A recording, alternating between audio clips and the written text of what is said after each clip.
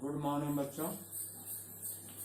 आज मैं आपके सामने पाठ 2, पाठ का नाम है ल्हासा की ओर।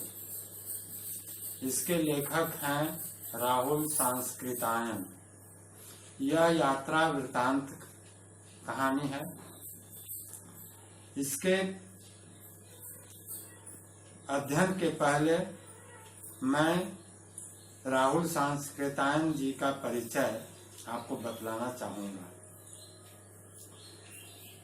परिचय बतलाने के पहले मैं आपको यह बतला दूं कि पाठ्यक्रम के अनुसार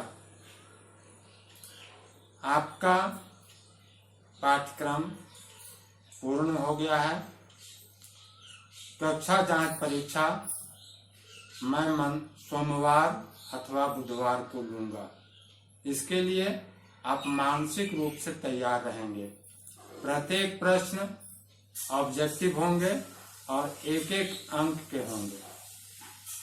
बच्चों, राहुल सांस्कृतायन का परिचय इस प्रकार है, इसे ध्यान से आप सुनें। हिंदी के प्रसिद्ध साहित्यकार राहुल सांस्कृतायन का जन्म 1893 में जिला आजमगढ़, जो कि उत्तर प्रदेश में पड़ता है, के गांव में पंदाहा में हुआ था। इनके गांव का नाम है पंदाहा। मूल नाम इनका केदार पांडे था। उन्होंने प्रारंभिक शिक्षा आगरा तथा लाहौर में प्राप्त की।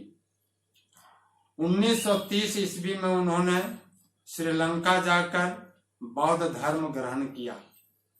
ये बौद्ध धर्मी व्यक्ति थे। तब से उन्होंने राहुल सांस्कृतायन के नाम से उन्हें पुकारा जाने लगा। वे विविध भाषाओं के ज्ञाता थे। उन्हें पाली, प्राकृत, अपभ्रंश, तिब्बती, चीनी, जापानी, रूसी आदि भाषाओं का ज्ञान प्राप्त था। इसीलिए उन्हें महापंडित भी कहा जाता है। खेद के साथ यह कहना पड़ता है कि उनकी मृत्यु 1963 में हो गई। जहां तक उनकी रचनाओं की बात है, तो राहुल सांस्कृतायन ने कहानियां, उपन्यास, निबंध, आत्मकथा, यात्रा वृत्त, जीवनी, आलोचना आदि विविध विधाओं में लेखन प्रस्तुत किया। उन्होंने अनेक प्राचीन ग्रंथों का हिंदी अनुवाद भी किया। उनकी कुछ प्रसिद्ध रचनाएं इस प्रकार हैं। इसे आप ध्यान से सुनें, क्योंकि इससे संबंधित आपको प्रश्न भी दिया गया है। मेरी जीवन यात्रा, जो कि 6 भाग में है।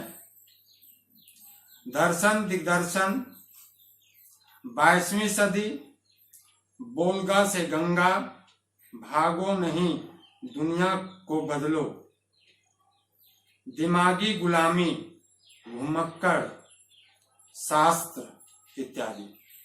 राहुल जी ने दर्शन, धर्म, इतिहास, विज्ञान आदि विषयों पर भी संपूर्ण रूप में, विपुल रूप में लेखन प्रस्तुत किया। उनके द्वारा रचित ग्रंथों की संख्या लगभग 150 है।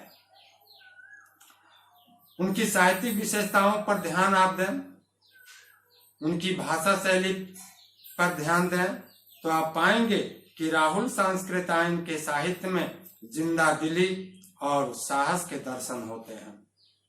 उनका घुमक्कड़ शास्त्र यायावरों का प्रेरणा ग्रंथ है।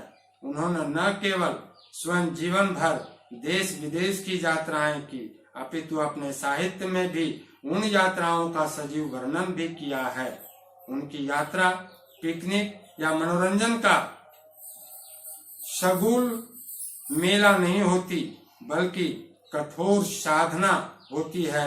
इस साधना के दर्शन आप इस पाठ में, अर्थात ल्हासा की ओर शीर्षक पाठ में आप पाएंगे।